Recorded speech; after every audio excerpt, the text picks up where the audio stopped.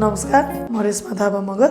म आज तपाईहरुलाई डिभिडेन्ड पोलिसीको यो एउटा इम्पोर्टेन्ट क्वेशन गराउन गइरहेछु हैन।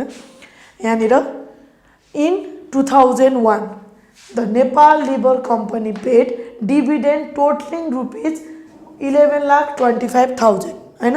हामीलाई के दिइराछ गिभनमा 2000 मा कम्पनीले नेपाल लिबर कम्पनीले डिभिडेन्ड कति बाँड्यो 1125,000 यति चाहिँ के बाँड्यो डिभिडेन्ड बाँड्यो। For the past 5 year earning have grown at a constant rate of 10% र हरेक वर्ष चाहिँ के छ अरे हाम्रो अर्निङहरु चाहिँ 10% ले बढिरहेछ।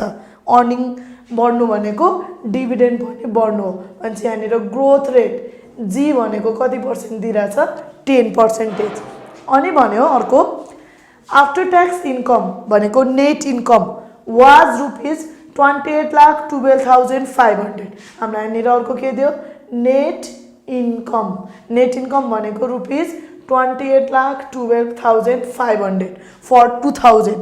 अब 2000 को डाटा को बेस गरेर 2001 मा के दियो however in 2001 earnings were rupees 67,50,000 जुन हाम्रो 28 लाख समथिङ थियो त्यो नेट इन्कम चाहिँ के गर्ने बढाइदिने भन्यो। कहिले गएर भन्दा 2001 मा 2001 मा हाम्रो अर्निङ चाहिँ बढेर हुन्छ रे रुपीज 67,50,000 अर्निङ बढ्यो विथ इन्भेस्टमेन्ट। अब अर्निङ बढाउनलाई के गर्यो उले एक्स्ट्रा इन्भेस्टमेन्ट गर्यो र त्यो इन्भेस्टमेन्ट चाहिँ उले कति गरिरहेछ यहाँ रुपीज 50 लाख इन्भेस्टमेन्ट कहिले गरेको 2001 मा। अनि भन्यो it is predicted that Nepal लिबर will not able to maintain this higher earning for 2001। के भन्यो उले 50 लाख इन्भेस्टमेन्ट गरे पनि उसको अर्निङ चाहिँ धेरै त्यति धेरैले बढ्दैन भन्यो। अनि and return to its 10% growth उसको जुन पहिला वर्षको 10% ग्रोथ थियो यदि यो अर्निङ उले मेन्टेन गर्न सकेन भने उसको ग्रोथ रेट चाहिँ फेरि जम्मा कति नै भइन्छ अरे 10% नै हुन्छ भन्यो। क्याल्कुलेट डिभिडेन्ड इन 2001 हरेक केसेसमा चाहिँ के निकाल्नु छ 2001 को डिभिडेन्ड कति भन्यो। 2000 को डिभिडेन्ड दिइराछ 2001 मा चाहिँ डिभिडेन्ड कति हुन्छ भनेर सोध्यो। इफ नेपाल लिबर फलोज फलोइङ पोलिसीज तलको पोलिसीहरु युज गर्छ भने हरेक इयर अथवा 2001 मा चाहिँ डिभिडेन्ड कति बाँड्छ भनेर हामीलाई सोध्यो। 1 नम्बरमा छ dividend payment is stable and के भनेछ ग्रोइङ स्टेबल एन्ड ग्रोइङ भनेर। जस्तै हाम्रो स्टक भ्यालुएसनहरुमा पर्थ्यो नि D1 भने D0 1 + G त्यस्तै हामीलाई डिभिडेन्ड 2001 को चाहिएको छ र ग्रोथ रेट हामीलाई 10% छ र 2000 को चाहिँ के दिइराछ डिभिडेन्ड दिइराछ भने अब हामीले के गर्न पाउँछ भने डिभिडेन्ड फर 2001 डिभिडेन्ड 2001 भनेको नै डिभिडेन्ड 2001 + G यो फर्मुला हानेको D1 भनेको D0 1 + G त्यस्तै सिम्पल किनभने स्टेबल र ग्रोइङ भनेछ त्यही रेटले बढ्छ भन्न खोज्यो भने चाहिँ यहाँनिर 2000 मा डिभिडेन्ड हामीलाई छ 11,25,000 र ग्रोथ रेट छ 10% भनेको 0.10 हैन। यति गरेपछि हाम्रो यहाँ डिभिडेन्ड आयो 12,37,500 यो भनेको के भयो सिम्पल भयो हैन। D1 भनेको के छ D0 1 + G सिम्पल 12,37,500 फर्स्ट केसमा 2001 को के निकाल्यौं हामीले डिभिडेन्ड निकाल्यौं।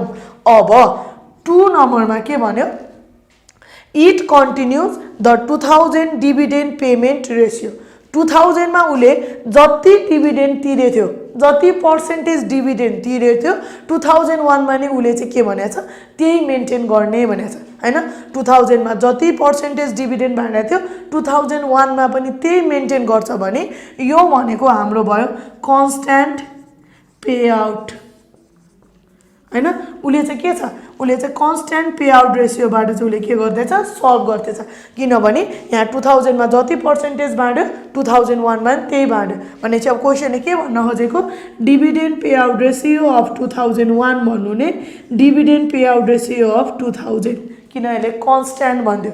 अब डिभिडेन्ड पे आउट रेशियो को फर्मुला हाम्रो dividend divided by net income equals to dividend divide by के गर्छौँ नेट इन्कम। यहाँबाट सल्भ गर्ने डिभिडेन्ड हाम्रो 2001 को लागि निकाल्नु छ, फेरि 1 को ल्याएर नराख्ने हैन। जुन 1 नम्बर सल्भ गरेको छ त्यो केस सकिसक्यो।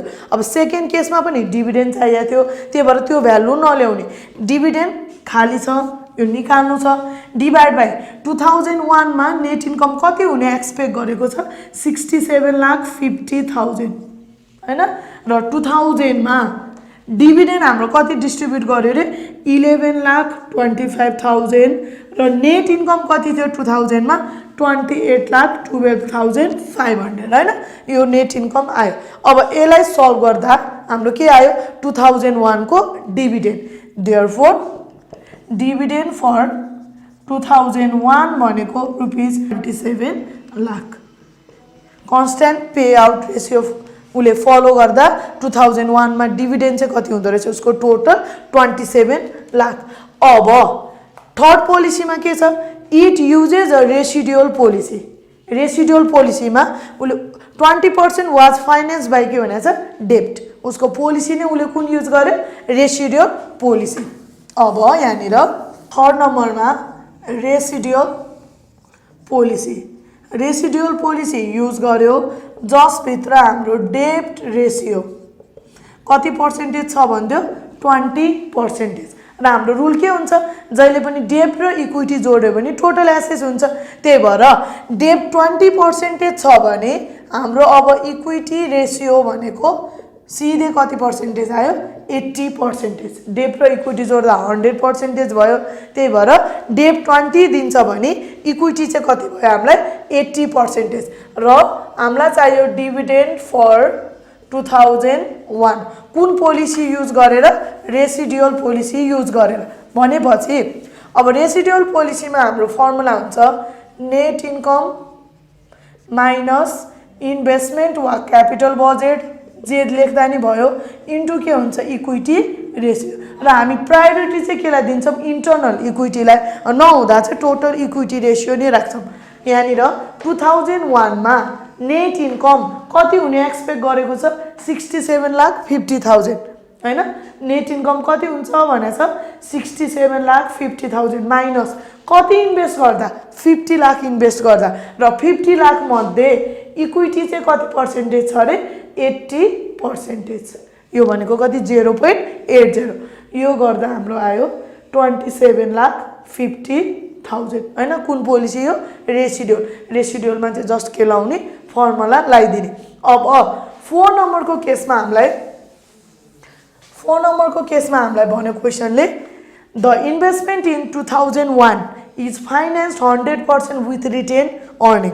रिटेन अर्निङ भनेको जहिले पनि कुन इक्विटी हो इन्टर्नल इक्विटी। र रिटेन अर्निङको रेसियो दिन्छ भने यहाँनिर इक्विटी रेसियोको ठाउँमा हामी के लेख्छौँ रिटेन अर्निङ रेसियो। त्यो केलाई प्रायोरिटी दिने इन्टर्नल इक्विटीलाई।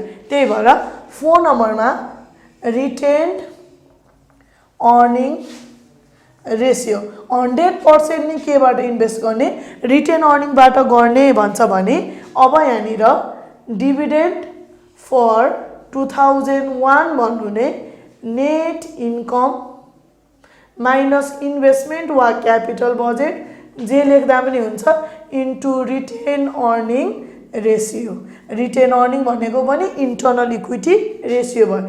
नेट इन्कम चाहिँ 67,50,000 छ, इन्भेस्टमेन्ट 50 लाख गर्ने भनेको छ र रिटेन अर्निङ रेसियो 100% भने कति छ 1। र यो सल्भ गर्दा हाम्रो आउँछ 17,50,000। यो क्लास यति नै। अरु क्लासहरुको लिंक चाहिँ तल डिस्क्रिप्सनमा प्रोभाइड गरेको छ।